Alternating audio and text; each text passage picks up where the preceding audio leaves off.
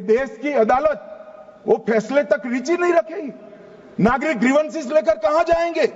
जिसकी भूमि हड़प कर ली गई वो कहां जाएगा? ऐसा नहीं चलेगा। आपकी वोट बैंक के लिए आपने किया था, हम खारिज कर रहे हैं, हम खारिज कर रहे हैं। ऐसा नहीं चलेगा। अदालत में जाइए, जिसको ग्रीवेंसेस है इधर और साइड से, और अदालत न्याय करेगी। न्याय के लिए तो अदालतें बनी हैं। और मान्यवर, यहां एक सदस्य ने तो कह दिया, एक सदस्य ने कह दिया माइनॉरिटीज कानून को स्वीकार नहीं करेगी। क्या धमकाना चाहते हो भाई?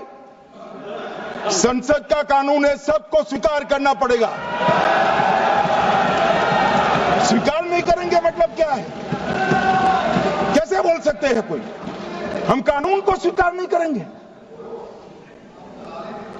एक कानून भारत सरकार का है, हर एक पर बंधन करता होगा और इसको स्वीकार करना पड़ेगा। सरकार का इस बिल के द्वारा 4 इनके मूल उद्देश्य हैं। पहला मूल उद्देश्य है कि संविधान को कमजोर करना, टू डाइल्यूट द कॉन्स्टिट्यूशन। इनका दूसरा उद्देश्य है भ्रम फैलाना, to defame the minority communities of India.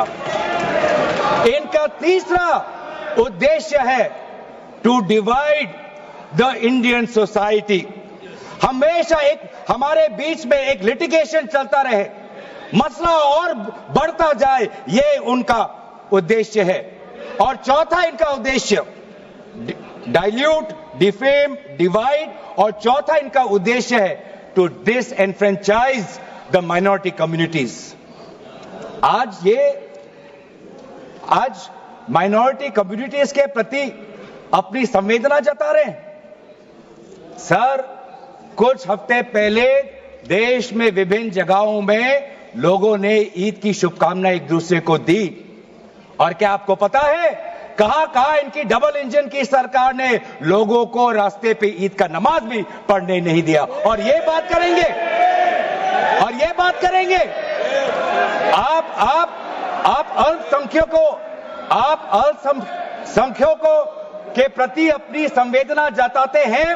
मैं पूछना चाहता हूं कि आपके लोकसभा में कितने एमपीज अल्पसंख्यक हैं? पहले उसका विवरण दीजिए और फिर हमें बताइए कि आपके दिल में कितना संवेदना है। सर, मेरा तो मैंने जिस दिन भी ये बिल इंट्रोड्यूस हुआ उस दिन भी आदरणीय मंत्री को मैंने सुना और आज भी मैंने उनको सुना। जिस दिन उन्होंने इंट्रोड्यूस किया उस दिन भी अगर आप उनका स्टेटमेंट पढ़े तो उन्होंने कहा कि इसको बिल लाने से पहले बहुत विस्तार रूप से इस बिल की लाने के लिए चर्चा हुई थी। सर, पूरा का पूरा मिसलीडिंग। 2023 में सर सरकार 24 में आई, ये खुद 24 के बीच में इन्होंने अपना बिल लाया। 23 सन के वर्ष में 4 बार माइनॉरिटी अफेयर्स कमेटी की बैठक हुई। मुंबई में हुई 13 जुलाई, दिल्ली में हुई 21 जुलाई को, लखनऊ में हुआ 24 जुलाई को, दिल्ली में 2 बार हुआ 20 सितंबर और 7 नवंबर को। मैं आदरणीय सरकार से दरखास्त करूंगा कि इन 5 सरकारी जो मीटिंग हुई मिनिस्ट्री ऑफ माइनॉरिटी अफेयर्स का, उनका मिनट्स टेबल पे रखे। एक भी मीटिंग में नया वक्फ अमेंडमेंट बिल चाहिए उसका जिक्र भी नहीं हुआ था। अध्यक्ष महोदय, मैं कहना चाहता हूं, ये जो बिल लाया जा रहा है, भारतीय जनता पार्टी में एक मुकाबला चल रहा है। भारतीय जनता पार्टी के अंदर मुकाबला चल रहा है कि खराब हिंदू कौन बड़ा है। और ये बात अध्यक्ष महोदय मैं ऐसे ही नहीं कह रहा हूं। जो पार्टी ये कहती हो कि दुनिया की सबसे बड़ी पार्टी है, अध्यक्ष महोदय वो अपना राष्ट्रीय अध्यक्ष नहीं चुन पाए अभी तक।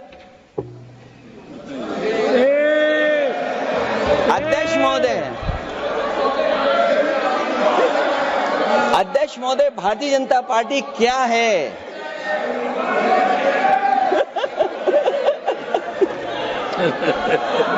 जी, मैं अखिलेश जी ने बहुत हंसते हंसते कहा है, इसको हंसते हंसते जवाब देना।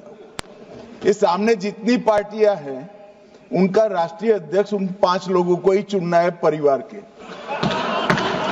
हमें माननीय अध्यक्ष जी करोड़ों सदस्यों में से 12-13 करोड़ सदस्य प्रक्रिया कर कर चुनना है तो देर लगती है, आपके यहां जरा भी देर नहीं लगेगी। मैं कह देता हूं अभी 25 साल तक आप अध्यक्ष हो जाओ, नहीं बदल सकता। द्वारका, बेट द्वारका के 2 द्वीपों पर दावा ठोक दिया है। क्या भगवान कृष्ण से पहले इस्लाम धर्म आ गया था? क्या भगवान कृष्ण से पहले इस्लाम धर्म आ गया था? सर यही नहीं, कल क्या आनंद भवन और नेशनल हेरिटेज पर आकर, मैंने अभी बार सुना था कि आनंद भवन और नेशनल हेरिटेज पर वक्फ बोर्ड अपना दावा ठोकने वाले हैं, तो दे दोगे क्या? बता दिया। और यही नहीं सर, एएसआई संरक्षित स्मारकों पर, एएसआई सुरक्षित स्मारकों पर भी सर यही नहीं सर, कर्नाटक में 53 ऐतिहासिक स्मारकों को वक्फ संपत्ति घोषित कर दिया है। बताना चाह रहा हूं स्पीकर साहब, ये बिल का मकसद सिर्फ मुसलमानों को जलील और रुस्वा करना है, मुसलमानों को दूसरे दर्जे का शहरी बनाने का इनका मकसद है। सर अगर आप हिस्ट्री को पढ़ेंगे तो महात्मा गांधी उस वक्त के व्हाइट अफ्रीका में सफेद फार्म अफ्रीका के कानून को महात्मा गांधी ने कहा था कि ये मेरा कॉन्शियंस इसको मानता नहीं है, मैं इस कानून को कबूल नहीं करता हूं। तो महात्मा गांधी ने क्या किया, उन्होंने उस कानून को फाड़ दिया। तो मैं गांधी की तरह इस कानून को फाड़ता हूं। ये अनकॉन्स्टिट्यूशनल है सर। इस देश में झगड़े पैदा करने का काम बीजेपी करना चाहती है मस्जिद और मंदिर के नाम पर, इसीलिए मैं इसका कंडेम करता हूं।